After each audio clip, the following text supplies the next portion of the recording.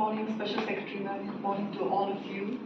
I am Tenzin Metto, owner of Oro Bruk, a small startup that focuses on reviving traditional attire by blending it with the contemporary designs. I'll just start off with the meaning, since this is my first time here. The meaning of Oro Bruk, in Greek, Oro means mountain, but then it has more of a geographical significance for me. I remember in class we used to read this orographic rainfall, so that's how I remembered mountain. And Bruk in Monpa means dragon.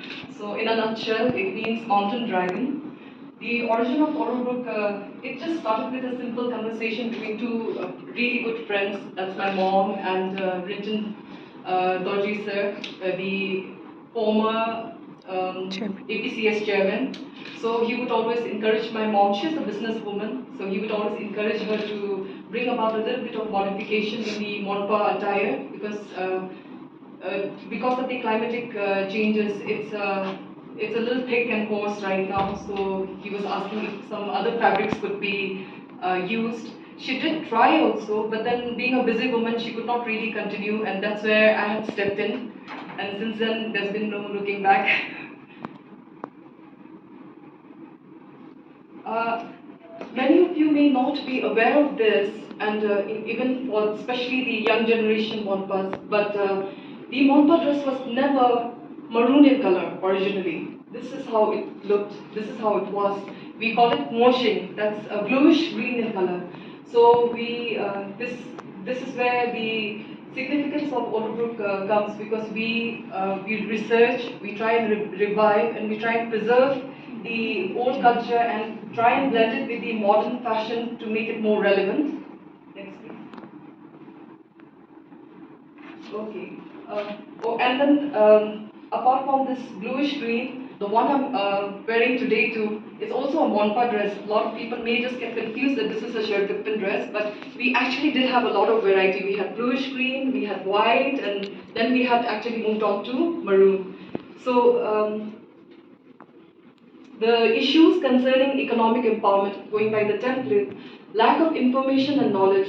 Like, I would like to take my own example here. Like, I come from a business family, but then my parents could not really guide me when I wanted to start this business, because they deal with ready-made clothes. They just go buy and then they sell them. But I wanted to do this, which did not have any earlier reference. I'm the first from my Monpa community to go into this, and so I had to start from the really, really basic. I had to procure the raw material, then I had to go to the handloom industry, then get it stitched, and the transportation. So that was one of the difficult part, because we really had no idea.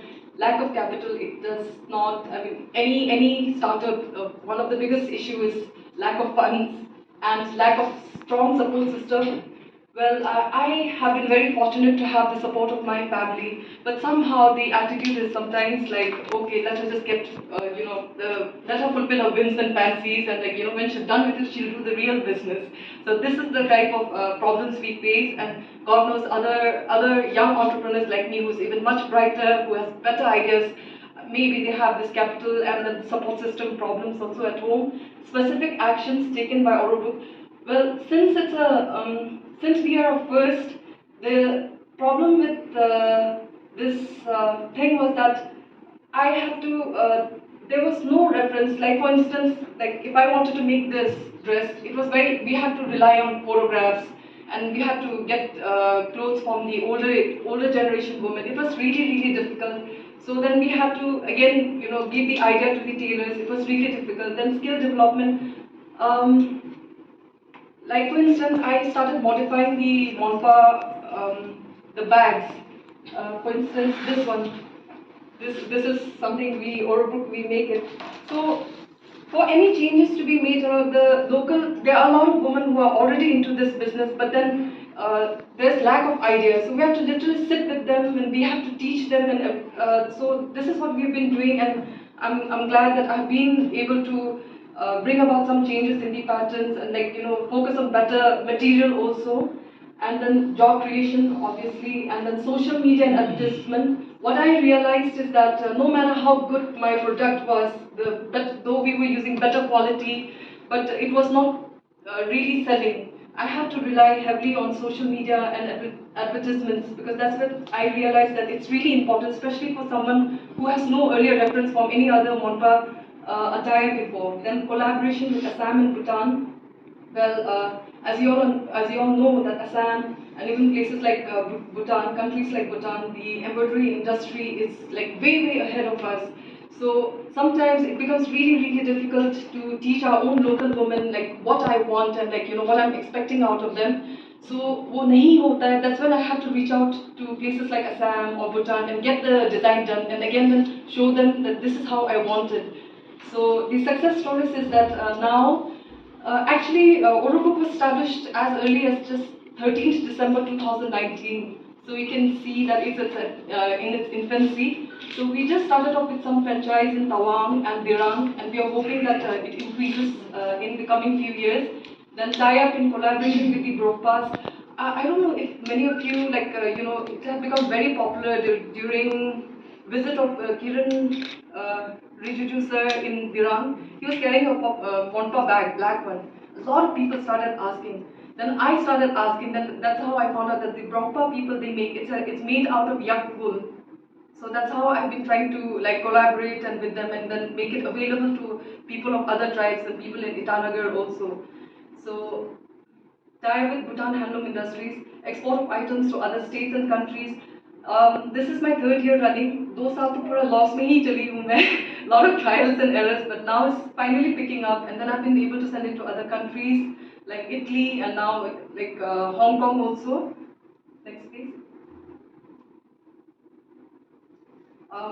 They were asking for a video. I am so sorry, I did not have video. I had some pictures that I could collect. I have actually circled that one, Oro Bruk, that one.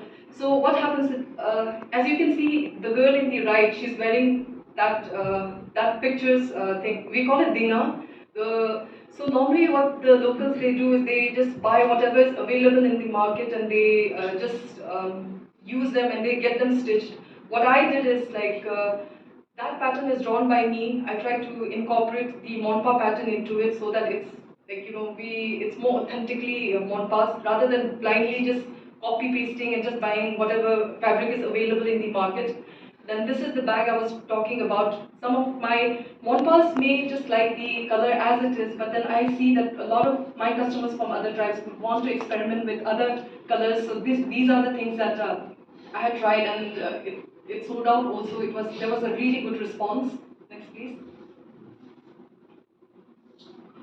Those are the fabrics I used. It's not clear in the picture, the red one. So I tried, instead of using the regular threads, I tried using embroidery threads. And then the girl out there who's showing me the pattern, she's my Bhutan associate who teaches me how to go about, they have already everything so set up well and all, and they have meanings and symbols for each and every pattern. We have also started with khapses. It's a seasonal thing that we make during the Losa time. Next please. Challenges at present. Well, one of the biggest challenges is plagiarism. Like I said, the success stories is like we skill them. I spend hours and hours teaching them. I get the material and teach them. But like for instance, like I procure that bag, for instance, from that woman for 500 rupees, and then I go in the market and I sell it for 1,000 because the hard work, labor, plus the advertisement. I have to pay the cameraman. I have to pay the model. I mean, without any advertisement, it's just almost next to impossible to sell your stuff, especially when it's a new concept. So what I sell for 1,000 is, then again what the lady does is like what I procure for 500, she goes, just when she's learned the art of making it really well, then she goes around and then sells it for 700 rupees. So that means I run at a loss because I spend so many hours trying to teach her. Ma'am, you would relate to that, right? So that is one of the problems. Lack of professionalism, lack of ethics. I tried initially when I really wanted to employ my own people here. I wanted to since I was starting off, I wanted my people to make money out of it. Then I gave my clothes and my products to some of the industries, and then they keep it for 3 months and then they return it without making anything. They say like nahi kar saka. I mean, then 3 months is a big time. I mean, because I was not looking for anyone else. So that really hurts my business. So कभी कभी क्या होता है कि मजबूरन में फिर मुझे I have to look towards Assam or I have to look towards Bhutan. So lack of ethics and trial and errors. Like I said, 2 years of trials and errors in most of the every program or anything initiative. You would all know that ज़्यादा failures होता है rather than success. 2 years of losses, and it's just this year that it's just started picking up a little. And propose strategy and action plan to handle those challenges within Amritkal in the next 25 years. Well, I look forward to more franchise and collaboration outside the state and country, affordable to all. Well, this is really, really close to my heart. A lot of people say my brand, the clothes, are not affordable to a lot of people, and I just cannot make it affordable right now because I myself am a very small entrepreneur and I order in so little quantity, so my cost goes up. The more the selling starts and the more I order, that's how the prices will go down. So in future, I really hope that I can bring it down and design to fit contemporary needs. जितना भी tradition मैं बोलूँ और जितना भी मैं बोलूँ कि ऐसा ही ऑथेंटिक होता है, लेकिन जब कोई पहन ही नहीं रहा है, like the Monpa men, they wear the khanjar, the black one. It's made out of yak wool, and it's so coarse and rough. The young generation, they don't want to wear it.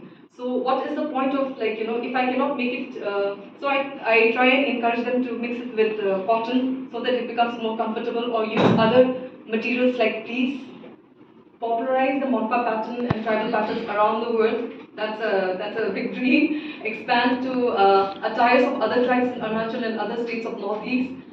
And conscience keeper, like mindless, like I wanted to expand everywhere, but then mindless promotion and, like, just selling it for the heck of selling it, that's something I just don't want to do.